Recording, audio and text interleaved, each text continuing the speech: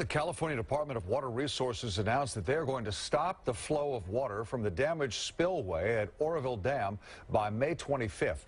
You'll recall that spillway essentially collapsed this winter, causing major damage and evacuations downstream. And once that water stops flowing, water officials can make repairs before the rainy season starts again in 5 months. KTVU's Tom Baker talked to a leading expert about whether the repair job can be done in time. And Tom joins us now live with what he learned. Tom. When you hear this man talk, you'll understand that this is no slam dunk. Oroville is a critical facility for 2/3 of California's residents and its massive agricultural industry.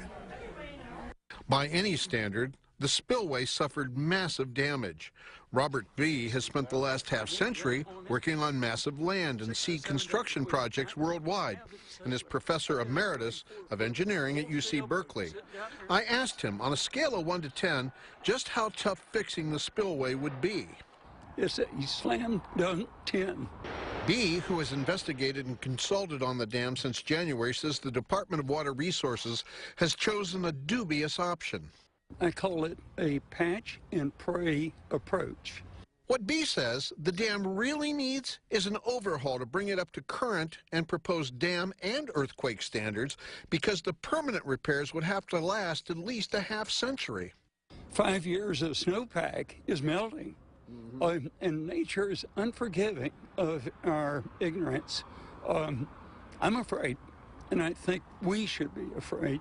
I asked if the Department of Water Resources has the ability to manage an agency that can guarantee high reliability in the operation, construction, repair, and maintenance of a truly high reliability system such as Oroville Dam.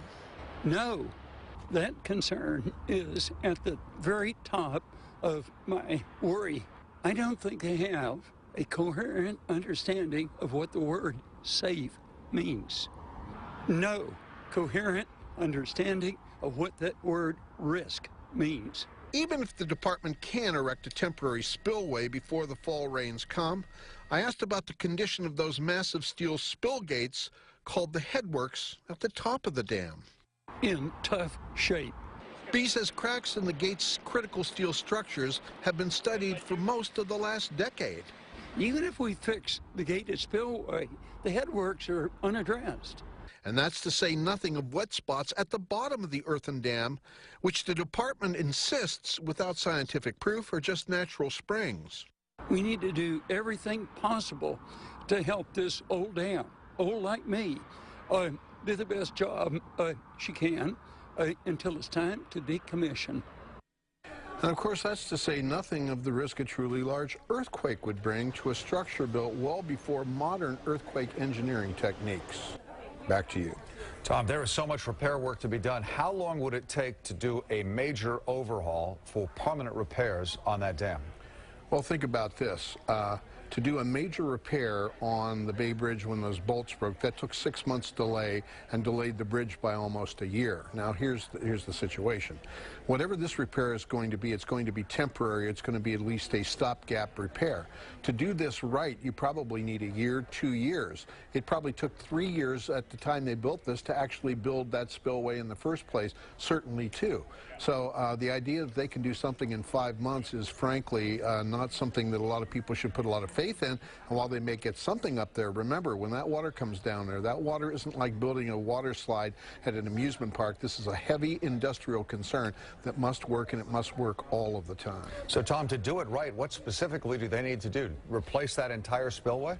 They might have to replace it, or at least the part that they have to replace has to be built on the most solid of foundations. Any piping underneath has to be absolutely critical that tree roots don't get in there and block them, as is the current case. And what they have to do is they have to have such a Loctite maintenance program. Remember, this is the tallest dam in the United States of America. Should it break, that would be a true disaster. All right, Tom Baker in the newsroom tonight. Tom, thank you.